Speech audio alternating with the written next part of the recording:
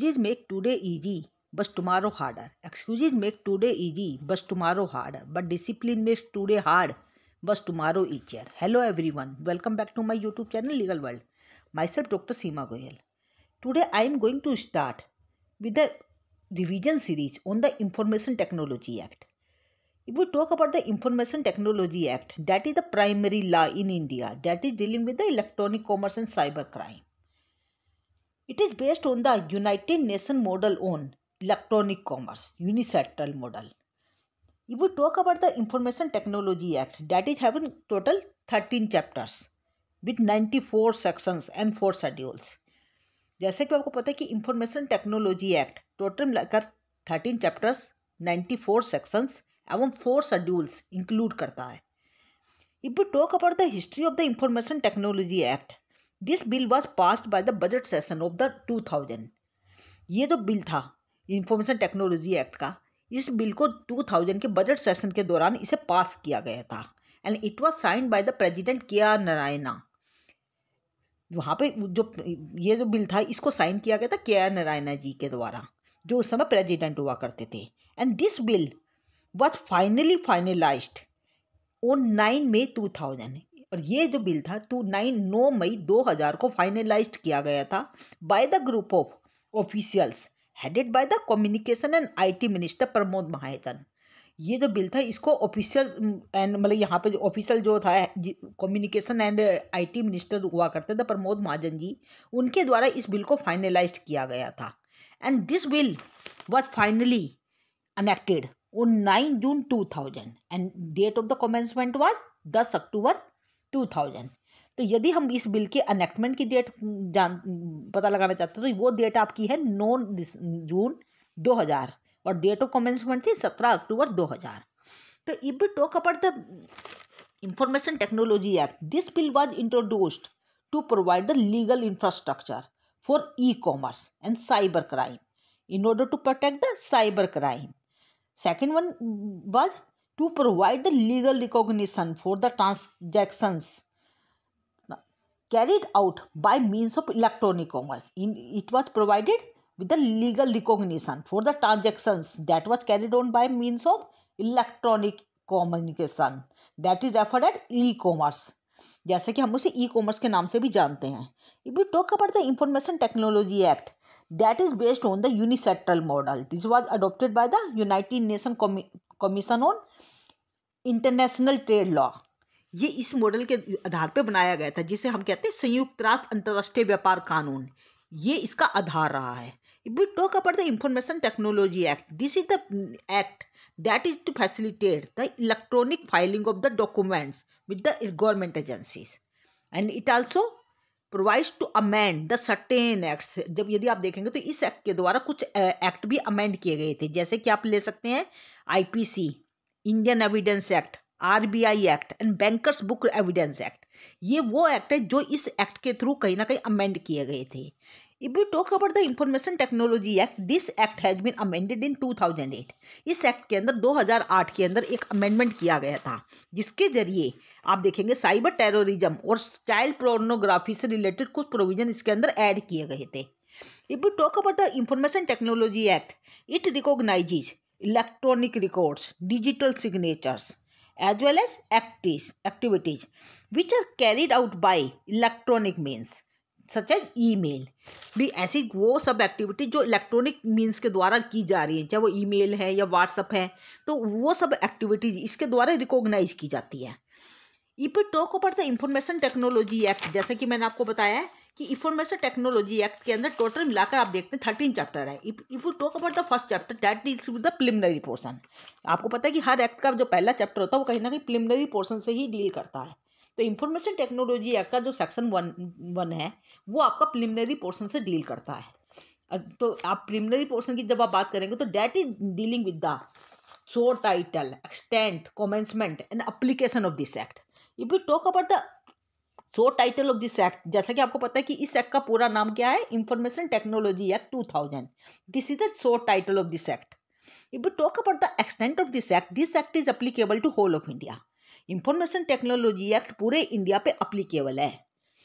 If you talk about its applicability, it is also applicable to any offenses and contravention which is outside India. ये उन acts पे भी, उन offences पे भी अप्लीकेबल होता है जो इंडिया से बाहर, इंडिया के बाहर से यदि कोई ऑफेंस की इसी से संबंधित किए जा रहे हैं तो ये उनके ऊपर भी अप्लीकेबल होगा। यदि कोई व्यक्ति इंडिया से बाहर बैठकर यदि इंडिया के अंदर कोई क्राइम कर रहा है, इस तरह का ऑफेंस कर रहा है जो साइबर टेररिज्म से रिलेटेड है या साइबर क्राइम से संबंधित है, तो ऐसे सभी एक्ट को इसके अंदर वहाँ पे उनके ऊपर, उन व्यक्तियों पर भी अप्लीकेबल होगा। If we talk about the commencement of this act commencement date is 17 October 2000। जैसे मैंने अभी आपको बताया था, 3 तारीख मैंने आपको बताई थी। ये बिल जो फाइनली पास हुआ था वो तो तारीख आपकी थी 9 मई 2000। और यहाँ पे एक्सटेंट की मैंने आपको तारीख बताई थी। यहाँ पर this act was अनेक्टेड on 9 June 2000। 9 June 2000 को ये अनेक्ट हुआ था, जबकि कमेंसमेंट की जो तारीख थी वो थी आपकी 17 अक्टूबर 2000। तो ये तीनों तारीख आपको याद रखनी है। If we talk about the application of this act, ये जब हम इसके एप्लीकेशन की बात करते हैं तो इस एक्ट के अंदर ये कहा गया है कि this act is not applied on the documents and transactions which are given in the first schedule. इस एक्ट के बारे में ये कहा जाता है कि ये एक्ट उन पे कभी भी अप्लाई नहीं होता जो ऐसे ट्रांजैक्शन या ऐसे डॉक्यूमेंट्स जो फर्स्ट शेड्यूल के अंदर जिनका जिक्र किया गया है, तो ये उनके ऊपर अप्लाई नहीं होगा। क्या आप जानते हैं कि फर्स्ट शेड्यूल में कौन कौन से डॉक्यूमेंट्स दिए गए हैं? If we talk about the first schedule that deals with negotiable documents, जैसे कि आप जानते हैं कि नेगोशिएबल डॉक्यूमेंट्स के अंदर आप क्या क्या कहेंगे, promissory note, bill of exchange. तो यहाँ पे ये कहा गया है कि जो नेगोशिएबल डॉक्यूमेंट्स जो एक्सेप्ट द चेक, उनके ऊपर ये जो बिल ऑफ ये इंफॉर्मेशन टेक्नोलॉजी एक्ट है ये अप्लाई नहीं होगा। Second document is power of attorney. जैसे कि आपको पता है कि पावर ऑफ अटॉर्नी जो है, पावर ऑफ अटॉर्नी के ऊपर भी ये जो इंस्ट्रूमेंट है ये अप्लाई नहीं होता। If we talk about the power of attorney, this is defined under section 1A of the Power of Attorney Act 1882. Third is trust act. Trust जो ट्रस्ट पे सब अप्लाई नहीं होगा, जो ट्रस्ट केसेज होते हैं। और trust that is defined under section 3 of the Indian trust act.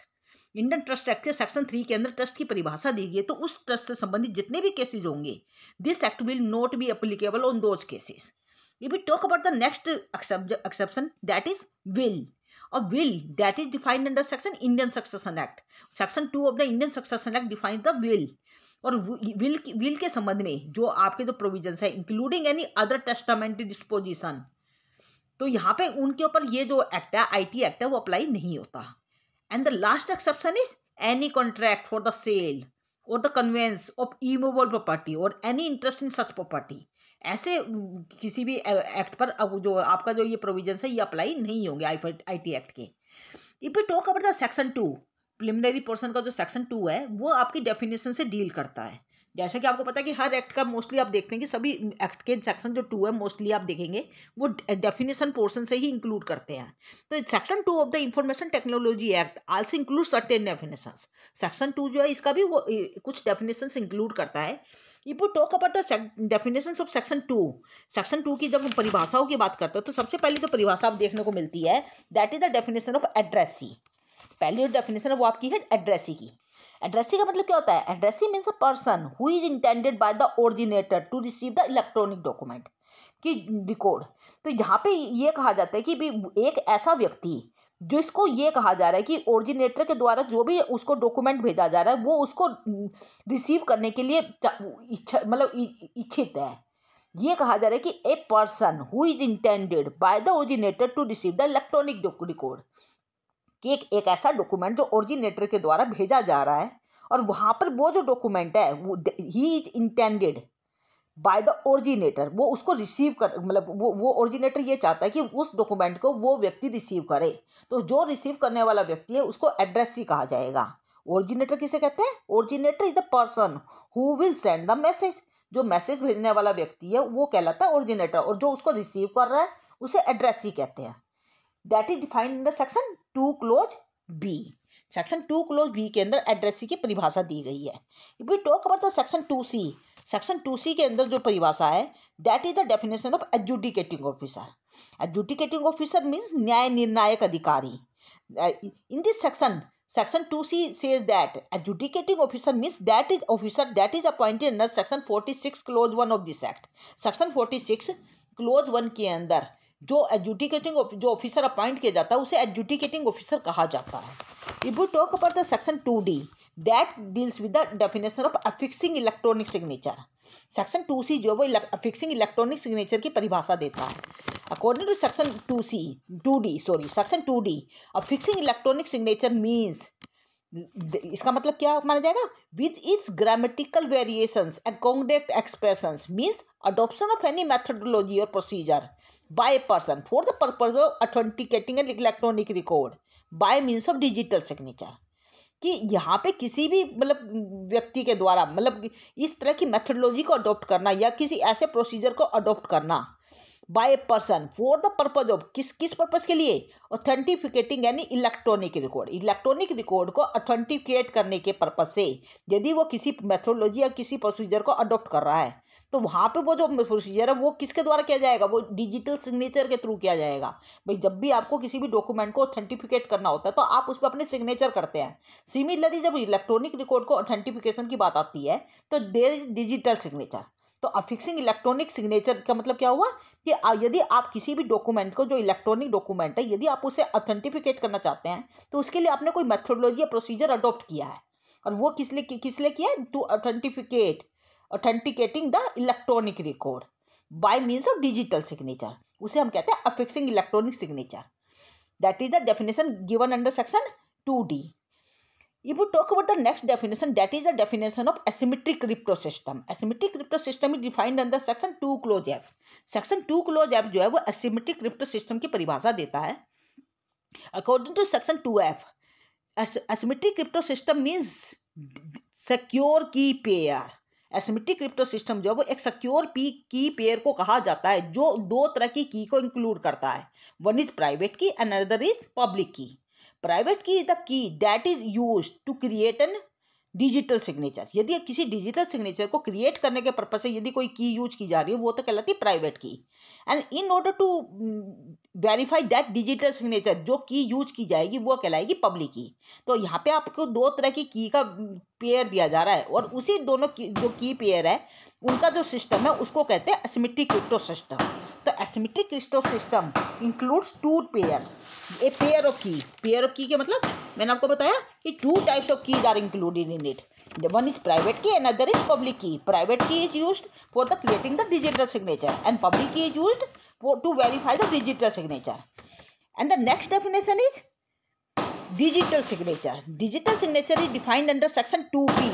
Section 2P जो है आपका जो IT एक्ट का वो डिफाइन करता है डिजिटल सिग्नेचर को। डिजिटल सिग्नेचर का मतलब क्या होता है कि digital signature means authentication of the electronic record by a subscriber by means of electronic method. कि किसी भी व्यक्ति के द्वारा इलेक्ट्रॉनिक रिकॉर्ड को क्या बताए, इलेक्ट्रॉनिक रिकॉर्ड को ऑथेंटिफिकेट करना। तो क्या बताए, digital signature means authentication of electronic record by subscriber by means of electronic method or procedure in accordance with the provisions of section 3। तो डिजिटल सिग्नेचर का मतलब यदि किसी आप इलेक्ट्रॉनिक रिकॉर्ड को किसी भी सब्सक्राइबर के द्वारा इलेक्ट्रॉनिक मेथड का यूज करते हुए या प्रोसीजर का यूज करते हुए यदि उस डॉक्यूमेंट को यदि ऑथेंटिकेशन किया जा रहा है इलेक्ट्रॉनिक रिकॉर्ड को, तो वहाँ पे सेक्शन 3 का प्रोविजंस का यदि यूज किया जा रहा है तो ऐसे सिग्नेचर को आप डिजिटल सिग्नेचर का नाम देंगे। If we talk about the next definition, that is the definition of section 2TA, that is the definition of electronic signature. If we talk about the definition of electronic signature, that is defined under section 2TA. Electronic signature means authentication of any electronic record by a subscriber by means of electronic technique specified in the second schedule। यदि आप किसी भी electronic record को किसी भी electronic technique जो second schedule के अंदर दी गई है यदि आप उसको ऑथेंटिफिकेट करने के लिए यदि उस टेक्निक का यूज़ कर रहे हैं तो और जहाँ पे डिजिटल सिग्नेचर भी इंक्लूड किए जा रहे हैं तो इस तरह के जो सिग्नेचर है उसको हम कहते हैं डिजिटल इलेक्ट्रॉनिक सिग्नेचर। तो यह आपको ध्यान रखना है कि डिजिटल सिग्नेचर की परिभाषा तो सेक्शन 2P के अंदर दी गई है जबकि इलेक्ट्रॉनिक सिग्नेचर की परिभाषा सेक्शन 2TA के अंदर दी गई है। जब आप डिजिटल सिग्नेचर की बात करते हैं तो वहाँ पे ऑथेंटिफिकेशन तो इलेक्ट्रॉनिक रिकॉर्ड को किया जा रहा है सब्सक्राइबर के द्वारा और वहाँ पे जो डिजिटल सिग्नेचर है वहाँ पे आप ये कहेंगे कि authentication of electronic record by subscriber by means of electronic method. वहाँ पे उसको ऑथेंटिफिकेट करने के लिए इलेक्ट्रॉनिक मेथड या प्रोसीजर का यूज किया जा रहा है जो सेक्शन 3 के अंदर दिए गए हैं। If we talk about the electronic signature that is defined under section 2TA, और वहाँ पे सेक्शन 2TA के हिसाब से ये कहा जा रहा है कि authentication of electronic record by subscriber, वहाँ पे जो सब्सक्राइबर है वो इलेक्ट्रॉनिक रिकॉर्ड को ऑथेंटिफिकेट करने के लिए एक इलेक्ट्रॉनिक टेक्निक का यूज किया जा रहा है, और जो सेक्शन 2 शेड्यूल 2 के अंदर आपको दी गई है वो टेक्निक के बारे में। यदि उस टेक्निक का यूज करके यदि आप डिजिटल सिग्नेचर को इलेक्ट्रॉनिक सिग्नेचर को यदि वेरीफाई कर रहे हैं, ऑथेंटिफिकेट कर रहे हैं, तो उसे इलेक्ट्रॉनिक सिग्नेचर कहा जाता है। And the next definition is section 2TB. Section 2TB defines the definition of electronic signature certificate. Electronic signature certificate means an electronic signature certificate issued under section 35. Section 35 के अंदर जो आपको इलेक्ट्रॉनिक सिग्नेचर सर्टिफिकेट इशू किया जाता है उसे electronic signature certificate कहा जाता है, और इसके अंदर डिजिटल सिग्नेचर सर्टिफिकेट भी इंक्लूड किया जाएगा, ये कहा गया है। If we talk about the next definition, that is the definition given under section 2W. 2W defines the definition of intermediary. Intermediary is defined under section 2W. This means with respect to any particular electronic record, means any person who on the behalf of another person receives, stores or transmits that record or provide any service with respect to that record and includes telecom service provider, network service provider, internet and service provider, web hosting service provider and search engines, online payment मतलब sites, online auction sites. तो यहाँ पे जब आप intermediary की बात करते हो तो इंटरमीडिएरी मतलब मध्यस्थ, जिसको आप हिंदी में कहते हैं, इसके संबंध में आप यही कहेंगे with respect to any particle. यदि किसी भी इलेक्ट्रॉनिक रिकॉर्ड के संबंध में हम इंटरमीडिएरी की बात करते हैं तो इसका मतलब कोई भी व्यक्ति जो on the behalf of another person receive, जो कोई दूसरे व्यक्ति के बिहाफ पर रिसीव कर रहा है, क्या रिसीव कर रहा है, या फिर स्टोर कर रहा है या ट्रांसमिट कर रहा है किसी भी रिकॉर्ड को, एंड प्रोवाइड्स एनी सर्विस, और उसको उसके संबंध में कोई सर्विस प्रोवाइड करता है। कौन सी सर्विस प्रोवाइड करेगा? In this with respect to record and include telecom service. इसके अंदर ये सब सर्विसेज इंक्लूड की जाएगी। कौन कौन सी सर्विस बताई गई है? Telecom service provider, network service provider, internet service provider, web hosting service provider, search engines, online payment sites, online auction sites, online market places and cyber cafe. जैसा आप देखते हैं कि साइबर कैफे पे आप सर्विस लेने के लिए जाते हैं इस तरह की, तो वो सब इंटरमीडिएरी के अंदर आएंगी। If we talk about the next definition, that is the definition of key pair. Key pair is defined under section 2X. Section 2X defined key pair as an asymmetric crypto system, जो मैंने भी अभी आपको define किया था, asymmetric crypto system section 2F के अंदर। तो एसिमेट्रिक क्रिप्टो सिस्टम जो है उस वो ही एक आपका की पेयर इंक्लूड करता है। तो यहाँ पे आप यही कहेंगे कि key pair is an asymmetric crypto system which means private की as well as public key. Private की मतलब जो आपके कहीं ना कहीं यूज की जा रही है किसी भी डिजिटल सिग्नेचर को क्रिएट करने के लिए, जबकि public key is used in order to verify the digital signature. तो ये आपको ध्यान रखना कि key pair the private key plus public key is known as key pair. If we talk about the next definition, that is definition given under section 2ZA, that is the definition of originator. Originator जैसे मैंने भी आपको बताया था कि originator is a person who sends, generates, stores, transmits any electronic message.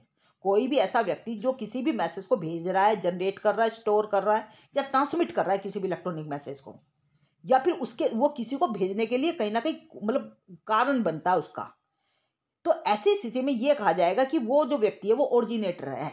But it does not include the term intermediary, वो intermediary को include नहीं करेगा। If you talk about the next definition, that is the definition of private key. जैसे मैंने आपको बताया था कि private key plus public key is known as key pair. If you talk about the definition of private key, that is defined under section 2ZC। तो ये आपको ध्यान रखना है क्योंकि ये जनरली आपके कई एग्जामिनेशन में पूछा गया है कि प्राइवेट की कौन से सेक्शन में डिफाइन की गई है। तो section 2ZC define the private key and section 2ZD define the term public key. तो जैसे कि आपको पता है कि private key is the key that is use to create a digital signature. जो डिजिटल सिग्नेचर को क्रिएट करने के लिए यूज की जाती है वो तो होती है प्राइवेट की, और उसी डिजिटल सिग्नेचर को वेरीफाई करने के लिए जिस की का यूज करते हैं वो कहलाती है पब्लिक की। तो ये दोनों डेफिनेशन आपको याद रखनी है। If we talk about the next definition, that is the definition of secure system. किसी भी सिस्टम को सिक्योर कब कहा जाएगा? Secure system means computer hardware, software and procedure. कि कोई भी कंप्यूटर हार्डवेयर सॉफ्टवेयर ऐसा कोई भी प्रोसीजर जो पूरी तरह से रिलायबल है, means which are reasonably secure, जो पूरी तरह से सिक्योर है, अनऑथराइज, जिसके अंदर अनऑथराइज एक्सेस नहीं हो सकती, आराम से मिसयूज नहीं किया जा सकता, which provides a reasonably level of reliability, पूरी तरह से वो रिलायबल एक सोर्स प्रोवाइड कर रहा है तुम्हें, और which are reasonably suited to perform the intended functions, और जो भी कार्य करने के लिए, यदि वो उस जो कार्य वो करने की आप बात कर रहे हैं उसके लिए पूरी तरह से सूट कर रहा है, वो पूरी तरह से परफेक्ट है, सिस्टम है, and adhere to generally accepted security procedure, उसने पूरी तरह से सिक्योरिटी प्रोसीजर को अपनाया हुआ है, तो ऐसा जो सिस्टम होता है उसको सिक्योर सिस्टम का नाम दिया जाता है। If we talk about the next definition, that is the definition of given, next definition आप देंगे यहाँ पर डेफिनेशन ऑफ कंप्यूटर। कंप्यूटर की जो परिभाषा है यदि हम देखें तो आपका जो इंफॉर्मेशन टेक्नोलॉजी एक्ट है इसके सेक्शन 2I के अंदर डिफाइन की गई है। तो section 2I give the definition of computer means any electronic, magnetic and optical या high speed device, data processing device भी यहाँ पे क्या कहेंगे, कोई भी इलेक्ट्रॉनिक, मैग्नेटिक, ऑप्टिकल या कोई भी हाई स्पीड डेटा प्रोसेसिंग जो डिवाइस होता है जिसका कार्य है लॉजिकल, अर्थमेटिक या मेमोरी से संबंधित है, by manipulating the electronic, magnetic and optical impulses. तो ऐसा जो डिवाइस होता है उसको कंप्यूटर का नाम दिया जाता है। तो कंप्यूटर की परिभाषा जो है वो आपके सेक्शन 2I के अंदर दी गई है, तो ये थोड़ा सा आपको ध्यान रखनी है। तो these are the certain definition which are given under section 2। तो section 1 and section 2 is dealing with the chapter 1। जो सेक्शन 1 और सेक्शन 2 है वो आपके चैप्टर 1 से डील करते हैं IT एक्ट के, जिसको हम प्रिलिमिनरी पोर्शन कहते हैं। If you talk about the next portion that is the chapter 2। अब चैप्टर 2 स्टार्ट होता है जिसके अंदर आप देखेंगे चैप्टर 2 जो है उसके अंदर सेक्शन आप देखेंगे तो सेक्शन 3 से लेकर 3A तक जो है वो आपके चैप्टर 2 से डील करेंगे, that is dealing with the digital signature as well as electronic signature.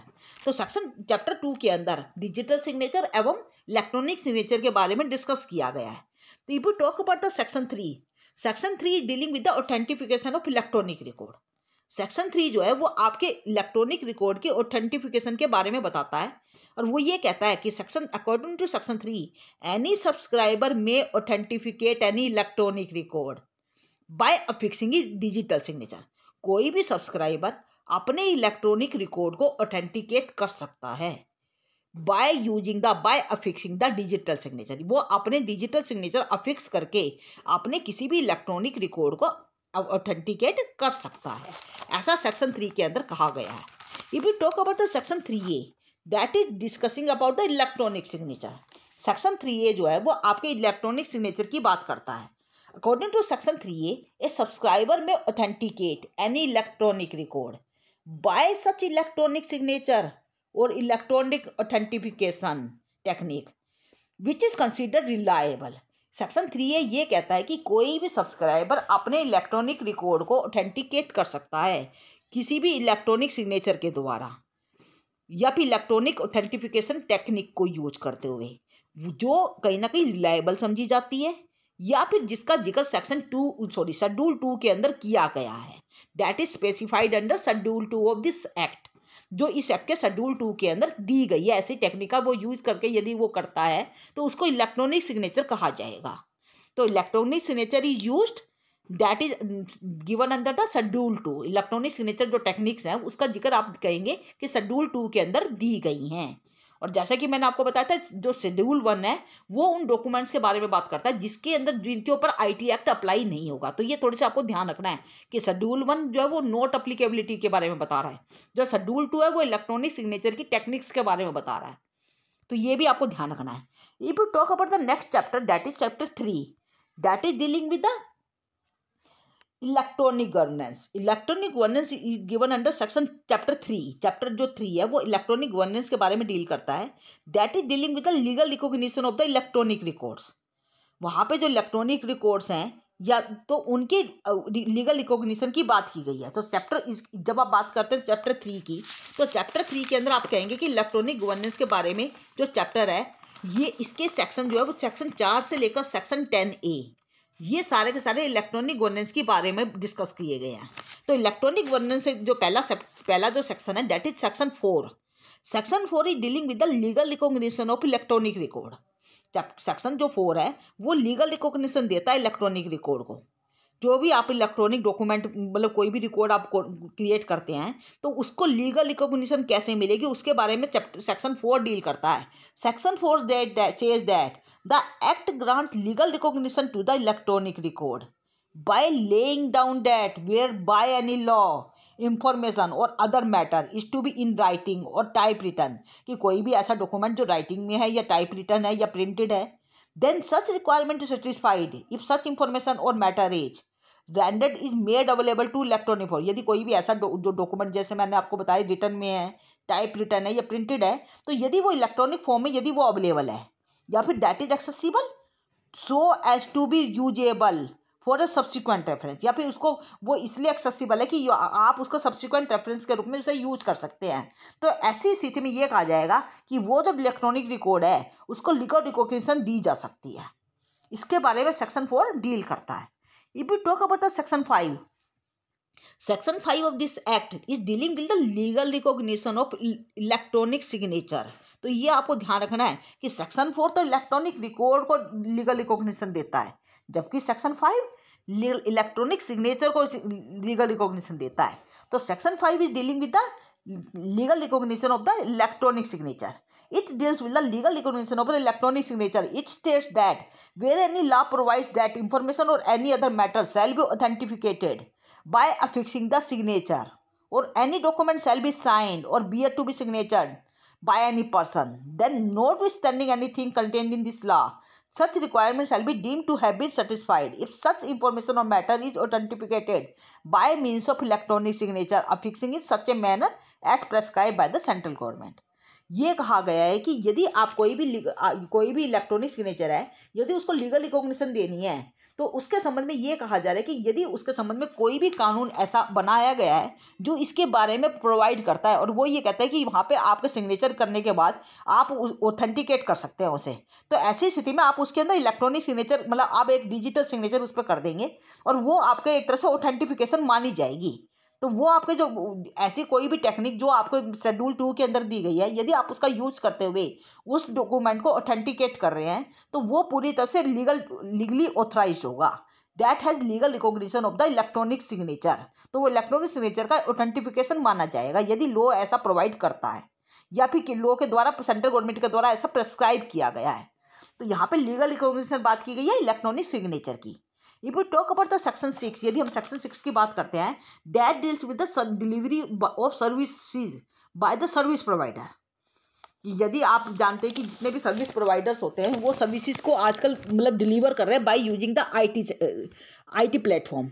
आपने देखा होगा कि आईटी प्लेटफॉर्म का, इंफॉर्मेशन टेक्नोलॉजी का प्लेटफॉर्म का यूज करते हुए बहुत सारी ऐसी सर्विसेज है जो आज के टाइम में डिलीवर की जा रही है। तो section 6 deal with the provisions grants legal recognition that provides recognition to the electronic record and electronic record signatures in cases where the law provides for the filing of any form application or documents with the governmental officer। आपको पता है कि जितने भी government office हैं आज के समय में, जितने भी डॉक्यूमेंट्स हैं वो सबके सब कहीं ना कहीं इलेक्ट्रॉनिक आईटी प्लेटफॉर्म का यूज करके कहीं ना कहीं उनको उनकी सर्विसेज प्रोवाइड कराई जाती है। तो यदि गवर्नमेंट कहीं ना कहीं उसके संबंध में लॉ प्रोवाइड करवाती है, यदि कोई कानून ऐसा बनाया जा रहा है जिसके द्वारा उसको लीगल रिकॉग्निशन दी जा रही है, कि जहाँ पे ये कहता है कि कोई भी फॉर्म, कोई भी एप्लीकेशन या कोई भी डॉक्यूमेंट जो है गवर्नमेंट ऑफिस के द्वारा जारी किया गया और वहाँ पे उसके संबंध में या कोई लाइसेंस ग्रांट किया गया है या फिर कोई उसके संबंध में कोई that receive the payment of money in a particular manner, या फिर उसको पार्टिकुलर मैनर में उसको ये बताया गया है कि इस तरह से पेमेंट ऑफ मनी आपको करनी है। तो ऐसी स्थिति में the provisions grant recognition to, वहाँ पे जो प्रोविजन है ये कहा गया है कि वहाँ पे इलेक्ट्रॉनिक रिकॉर्ड को रिकॉग्निशन दी जाएगी पूरी तरह से, वो पूरी तरह से लीगली रिकॉग्नाइज माना जाएगा। तो if we talk about the section 6 that deals with the delivery of the services by the service provider. तो यहाँ पे delivery of services by the service provider जो वो सेक्शन 6 के अंदर बताई गई है इसके संबंध में प्रोविजंस। तो section 6 deals with the use of electronic record and E signature. भाई वहाँ पे जो गवर्नमेंट या जो गवर्नमेंट एजेंसीज के द्वारा जो भी डॉक्यूमेंट जारी किए जा रहे हैं, कोई भी सर्विसेज जो दी जा रही है उसके संबंध में आप इलेक्ट्रॉनिक रिकॉर्ड या इलेक्ट्रॉनिक सिग्नेचर का यूज कर सकते हैं और वो पूरी तरह से लीगली रिकॉग्नाइज माने जाएंगे। If you talk about the section 6 है that is dealing with the delivery of services by the service provider. वो सर्विस प्रोवाइडर के द्वारा जो सर्विसेज दी जा रही है वो आईटी प्लेटफॉर्म का यूज करके उसको रिकॉग्नाइज करता है। If we talk about the next section, that is section 7, that deals with the retention of information. section 7 जो है वो retention of information मतलब इलेक्ट्रॉनिक रिकॉर्ड की बात करता है कि कैसे, क्या मतलब कि सेक्शन 7 चेज कहता है कि act also seeks to permit the retention of information in electronic form, कि यदि कोई डॉक्यूमेंट जो है वो इलेक्ट्रॉनिक फॉर्म में है तो आप उस डॉक्यूमेंट को रख सकते हैं, रिटेन करके रख सकते हैं, यदि वहाँ पे कोई कानून ऐसा प्रोवाइड कर रहा है कि ऐसा जो डॉक्यूमेंट, ऐसा कोई रिकॉर्ड या ऐसी कोई इंफॉर्मेशन जिसको एक स्पेसिफिक पीरियड के लिए रखा जा सकता है, यदि कोई कानून ऐसा प्रोवाइड करता है तो आप उसे रिटेन करके रख सकते हैं। एंड सेक्शन 7 के अलावा आप देखेंगे तो सेक्शन 7A जो है that is dealing with the audit of documents. तो सेक्शन 7 जो है वो ऐसे डॉक्यूमेंट्स के ऑडिट की बात कर रहा है। तो section 7 is dealing with the audit of the documents etcetera maintained in electronic form, कि यदि कोई भी डॉक्यूमेंट जो इलेक्ट्रॉनिक फॉर्म में मेंटेन किया गया तो आप उसका ऑडिट करेंगे, तो वहाँ पे ऑडिट की बात की गई है सेक्शन 7A के अंदर। तो section 7 is dealing with the audit of electronic document. If we talk about the next section, that is the section 8. Section 8 is dealing with the publication of rules, regulations etc. in electronic gadget by the government, कि कोई भी जो government, चाहे वो central government है या state government है, आपको पता है कि वहाँ पे जो गवर्नमेंट है वो उसके संबंध में कोई भी रूल या रेगुलेशन बना सकती है यदि कोई इलेक्ट्रॉनिक गैजेट से संबंधित, तो वो पावर जो है वो पार्लियामेंट को दी गई है। जनरली ये पावर पार्लियामेंट को दी गई है। If we talk about the next section, that is section 9. Section 9 ये कहता है कि section 6, 7, 8 not to confer the right to insist the documents should be accepted in electronic form. Section 9 ये कहता है कि सेक्शन 6, 7, 8 के अंदर जो ये कहा गया है कि कोई भी डॉक्यूमेंट जो इलेक्ट्रॉनिक मतलब फॉर्म में उसको रिकॉग्नाइज किया जाएगा, तो वहाँ पे ये कहता है कि आपको किसी इस पर दबाव नहीं डाला जाएगा। You will not be insisted that confer right to insist documents, कि मतलब ये नहीं कहा जाएगा कि आप उसको इलेक्ट्रॉनिक फॉर्म में ही आप उसको एक्सेप्ट करेंगे, आप उसको फिजिकली भी एक्सेप्ट कर सकते हैं, फिजिकली भी आप उसको कहीं ना कहीं वेरीफाई कर सकते हैं। तो ये कहा गया कि section 6, 7, 8 not to confer the right to insist documents should be accepted in electronic form. आप उस किसी भी पार्टी को ये दबाव नहीं डाल सकते कि वो जो डॉक्यूमेंट है जो 6, 7, 8 के अंदर जिनका जिक्र किया गया है आप उसे इलेक्ट्रॉनिक फॉर्म में ही एक्सेप्ट करेंगे, ऐसा सेक्शन 9 के अंदर कहा गया है। If we talk about the section 10, यदि हम सेक्शन 10 की बात करते हैं, that deals with the power to make the rules by the central government in respect of electronic signature. यदि सेंट्रल गवर्नमेंट चाहे तो इलेक्ट्रॉनिक सिग्नेचर से संबंधित कानून बनाने का जो अधिकार है, रूल्स बनाने का जो अधिकार है, वो सेंट्रल गवर्नमेंट के पास है। ये पावर सेक्शन 10 के द्वारा सेंट्रल गवर्नमेंट को दी गई है, मतलब पार्लियामेंट ही उससे संबंधित कानून बना सकता है। If we talk about the section 10A, section 10A is dealing with the validity of the contracts formed through electronic means. यदि कोई भी कॉन्ट्रैक्ट जो इलेक्ट्रॉनिक मीन्स के द्वारा बनाया गया है, इलेक्ट्रॉनिक मीन्स का यूज करते हुए यदि कोई कॉन्ट्रैक्ट किया गया है, तो section 10A says that such contract will be enforceable. Section 10A ये कहता है कि इस तरह का कोई भी कॉन्ट्रैक्ट जो होगा ना वो एनफोर्सेबल होगा, वो आप उसको मतलब ये नहीं कह सकते कि वो इलेक्ट्रॉनिक मीन्स के द्वारा किया गया तो वो कॉन्ट्रैक्ट वैलिड नहीं है। That will be fully valid as a physical contract. जब आप फिजिकल आप कोई भी कॉन्ट्रैक्ट करते हैं, आप जानते हैं, तो वहाँ पे जैसे उसकी वैलिडिटी होती है सेम उसी तरह से इलेक्ट्रॉनिक जो कॉन्ट्रैक्ट्स होते हैं उनकी भी पूरी तरह से वैलिडिटी मानी जाएगी। दे विल बी पूरी लीगली एनफोर्सेबल, वो पूरी तरह से एनफोर्सेबल होंगे। That is discuss under section 10A। ये सेक्शन 10A के अंदर कहा गया है। If we talk about the section 11, that is dealing with the attribution and dispatch of electronic record. तो ये आपका चैप्टर 4 स्टार्ट हो जाता है यहाँ से। तो चैप्टर 4 यदि हम बात करते हैं तो chapter 4 is dealing with the attribution, acknowledgement and dispatch of electronic record.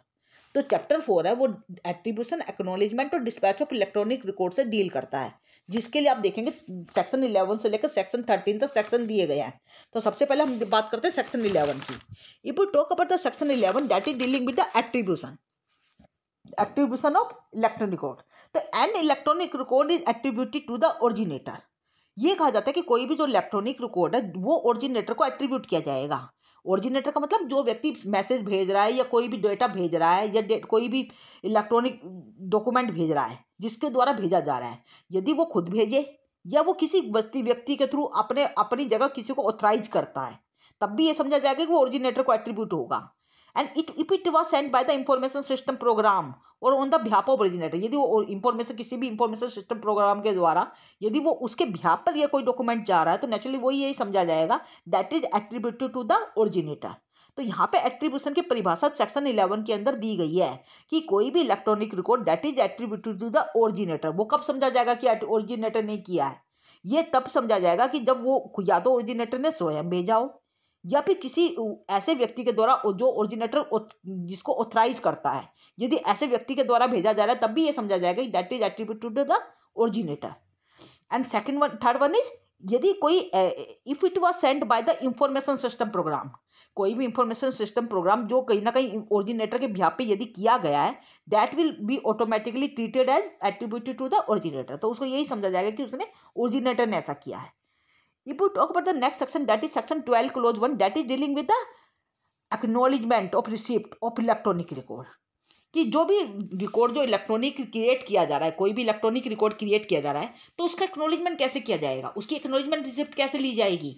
आप भी जानते हैं कि यदि कोई फिजिकली होता तो आप उसकी रिसिप्ट ले लेते हैं, बट यदि इलेक्ट्रॉनिकली यदि किसी डॉक्यूमेंट को बनाया जा रहा है तो उसका एक्नॉलेजमेंट कैसे करेंगे। Where there is no agreement that acknowledgement has been given in a particular form, भी सीधी बात है कि वहाँ पे कोई ऐसा एग्रीमेंट नहीं हो रहा कि जो एक्नॉलेजमेंट है वो इस पार्टिकुलर फॉर्म में दिया जाएगा, तो ऐसी स्थिति में एक्नॉलेजमेंट में भी गिवन, वहाँ पे एक्नॉलेजमेंट कैसे दिया जा सकता है, by any communication by the addressee, addressee के द्वारा कोई भी कम्युनिकेशन करके, या फिर by any conflict of the addressee which is sufficient to by any conduct of the addressee which is sufficient to indicate the originator that the electronic record has been received, कि या भी कोई भी addressee कोई ऐसा conduct करे जिससे ये समझा जा सके कि उसने एक्नॉलेजमेंट दे दिया है, तो ऐसी स्थिति में इस तरह से एक्नॉलेजमेंट की रिसिप्ट ली जा सकती है। Next section is that is section 13। Section 13 is dealing with the time and place of dispatch, कि वहाँ पे टाइम एंड प्लेस कैसे समझा जाएगा कि भी इस समय पर या इस प्लेस पे इस चीज़ का डिस्पैच होगा। तो if we talk about the section 13 clause 1 says that subject to the agreement between the party, the dispatch of an electronic record occurs when it entitles a computer resource outside the control of the originator, कि जैसे ही आप अपना document जो अपनी सारी information दे देंगे, जब वो आप ओरिजिनेटर के कंट्रोल से बाहर हो जाएगा तो वहाँ से ये समझा जाएगा कि वो आपका टाइम स्टार्ट हो चुका है। तो subject to the agreement between the party the dispatch of an electronic record occurs, कि वहाँ पे इलेक्ट्रॉनिक रिकॉर्ड का डिस्पैच वहीं से समझा जाता है when it enters a computer resource, जैसे आप उस कंप्यूटर रिसोर्स के अंदर एंट्री उसकी फील करेंगे आउटसाइड द, और वहाँ पे वो उसके ओरिजिनेटर के कंट्रोल से आउटसाइड हो जाता है, तो ऐसी स्थिति में ये समझा जाता है कि वो आपका टाइम वहीं से स्टार्ट हो जाएगा। If we talk about the section 13 clause 2, section 13 clause 2 says that subject to the agreement, if the addressee has designated a computer resource for receipt, then the receipt occurs when the electronic record enters the designated resource. However, if the record is sent to a computer resource of the addressee which is not the designated resource, then the receipt occurs at the time when the electronic record is retrieved by the addressee. Naturally कि वहाँ पे जैसे ही वो documents को भरेगा, जो भी अपनी इंफॉर्मेशन देगा, रिकॉर्ड भरेगा, तो वहाँ पे एक तरह से मतलब वहाँ से उसी का टाइम वहाँ से स्टार्ट हो जाता है, तो वहीं से उसकी रिसिप्ट भी वहीं से उसे मिलेगी। तो ये कहा जा रहा है कि भी सब्जेक्ट टू द एग्रीमेंट, यदि एड्रेसी डेजिग्नेट करता है किसी भी कंप्यूटर रिसोर्स को तो रिसिप्ट के लिए, तो ऐसी स्थिति में वो जो रिसिप्ट है वहाँ पे ओकर होगी when the electronic record enter the designated resource, कि जैसे ही वो इलेक्ट्रॉनिक रिकॉर्ड जो है वो उस रिसोर्स के अंदर भरा जाएगा, वो रिसिप्ट एक तरह से मान्य रिसिप्ट मानी जाएगी। If the record is send to a computer resource, यदि वो एड्रेसी के द्वारा किसी कंप्यूटर रिसोर्स के थ्रू भेजी जा रही है, तो विच इज नॉट ए यदि वो डेजिग्नेटेड रिसोर्स नहीं है, तो ऐसी स्थिति में जो रिसिप्ट है that occurs at the time when the electronic record is retrieved bye the addressee, जब भी इलेक्ट्रॉनिक रिकॉर्ड जो है वो एड्रेसी के द्वारा रिट्रीव किया जाएगा, तभी वो आपकी रिसिप्ट एक तरह से मानी जाएगी, उस समय से मानी जाएगी। Next section is section 13 clause 1 and 13 clause 2. If we talk about the section 13 clause 1 and 13 clause 2, if the addressee has not designated a computer resource with or without the specified timing, then the receipt is deemed to occur when the electronic record enters the electronic computer resource. जैसे ही electronic record आपने computer resource के अंदर भरा है, जैसे ही addressee के द्वारा उसको भरा गया, सारी एंट्री दी गई है इलेक्ट्रॉनिक, तभी से उसकी रिसिप्ट जो है वो समझी जाएगी। ये कहा जा रहा है कि यदि एड्रेसी किसी कंप्यूटर रिसोर्स के अंदर डेजिग्नेट नहीं करता, कोई भी टाइम वगैरह कोई भी स्पेसिफाई नहीं करता, तो वहाँ पे जो रिसिप्ट है वो उसी समय से होकर समझी जाएगी। When the electronic record is entered into the computer resource, जैसे वो कंप्यूटर रिसोर्स के अंदर वो रिकॉर्ड भरा जाता है।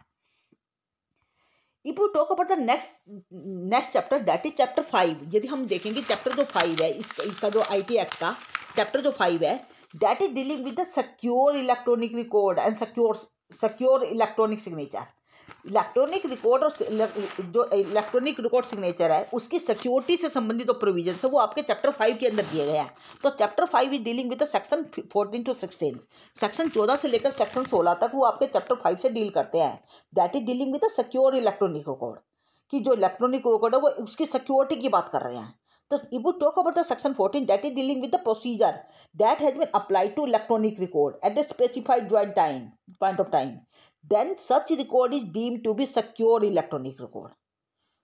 क्या कह रहा है कि यदि किसी भी इलेक्ट्रॉनिक रिकॉर्ड को बनाने के संबंध में कोई भी प्रोसीजर जो अब उसके संबंध में होना चाहिए, यदि उस प्रोसीजर को अप्लाई किया गया है तो वो जो इलेक्ट्रॉनिक रिकॉर्ड है ना वो पूरी तरह से सिक्योर समझा जाएगा उसी समय से जब आपने उसको उसका प्रोसीजर पूरी तरह से फॉलो किया है।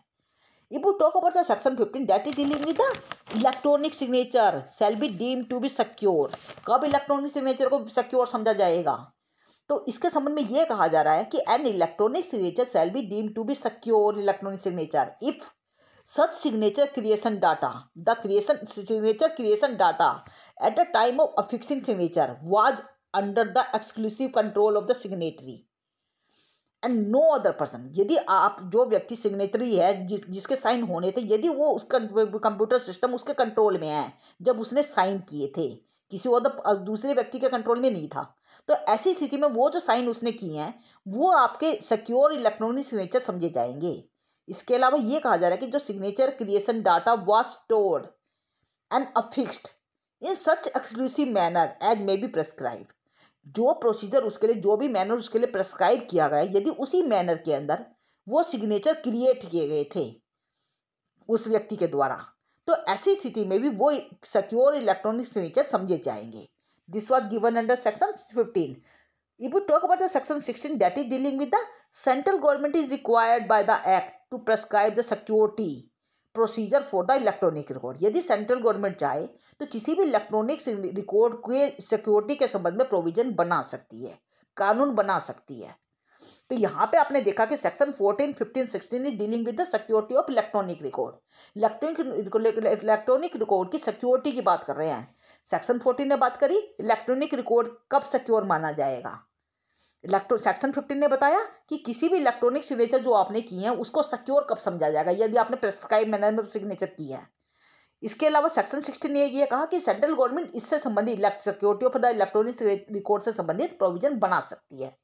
तो ये आपका था पूरा चैप्टर का चैप्टर 5 था ये आपका। If you talk about the chapter 6, that is dealing with the regulation of certifying authorities. किसी भी सर्टिफाइंग अथॉरिटी को कैसे रेगुलेट किया जाएगा, इससे संबंधित प्रोविजन सेक्शन 17 से लेकर सेक्शन 34 तक दिए गए हैं। तो section 17 to section 34 is dealing with the regulation of certifying authority and that is one of the most important chapter for the examination point of view. ये आपके देखोगे तो ये इससे संबंधित मोस्टली प्रोविजन आपके एग्जाम में पूछे जाते हैं। If you talk about the certifying authority is expected to reliable identified person। ये समझा जाता है कि जो सर्टिफाइंग अथॉरिटी वो रिलायबल होनी चाहिए, पूरी तरह से आइडेंटिफाई अथॉरिटी पर्सन होने चाहिए। अप्लाइंग फॉर द सिग्नेचर की सर्टिफिकेट, जो reliable verify with the legal capacity, उसको वो लीगल कैपेसिटी में पूरी तरह से वेरीफिकेबल होनी चाहिए and that come from attribution to the public signature की।